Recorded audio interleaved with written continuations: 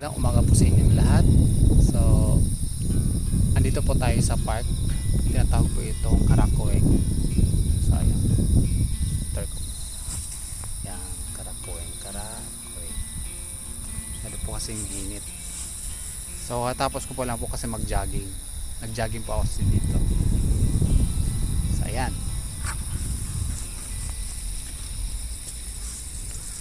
So, isa po akong OFW po dito sa Japan. So ang trabaho ko po dito is farmer. Sa greenhouse farmer po ako na-assign. So ang tinatanim ko po is bell pepper po. So ang ginagawa ko po sa greenhouse is simula hanggang sa mag-harvest po at hanggang sa magtapon ng bell pepper. So yan ginagawa ko po, magtanim, packaging, maglinis, yun, all around po siya. So, ayan, all around po. Kasi dito po kasi sa Japan, dapat lahat ng trabaho dapat alam mo. So wala kang choice kundi gawin mo yung trabaho na dapat mong gawin. So ayan po, dahil rest day ko po ngayon, so andito po ako ngayon sa park. So nagmuni-muni po ako. Wala pong magawa kasi kung nasa bahay lang po, tulog lang po tayo. Sakit na nga po sa likod eh. Kaya yon, dito lang po ako sa lakad-lakad, jogging. Nag-bike. Ito po yung aking bike. So yan po yung body ko sa mga lakad-lakad na pinupuntahan ko dito po sa Japan. So wala, experience ko dito sa Japan masaya naman kasi alam mo yon, sa trabaho kasi wala namang problema, mabait naman yung mga boss. Yon, dito sa Japan sa una lang mararamdaman mo yung lungkot. Siguro sa mga 2 buwan, yan, 1 buwan, 2 buwan, mga ganon, mararamdaman mo yung lungkot. Pero okay naman, wala namang problema. Pag may nakilala ka naman dito mga Pilipino, mga kaibigan mo, yun, sila naman yung mag-guide sa'yo kung ano yung dapat mong gawin.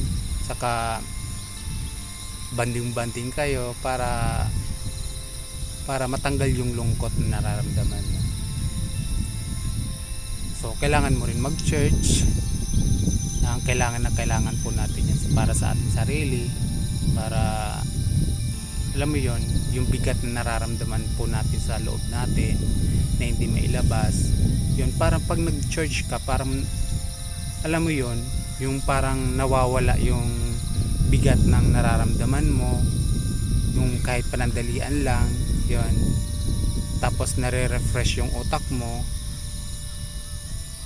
tapos nagiging mas energetic ka pag pumapasok ka sa church.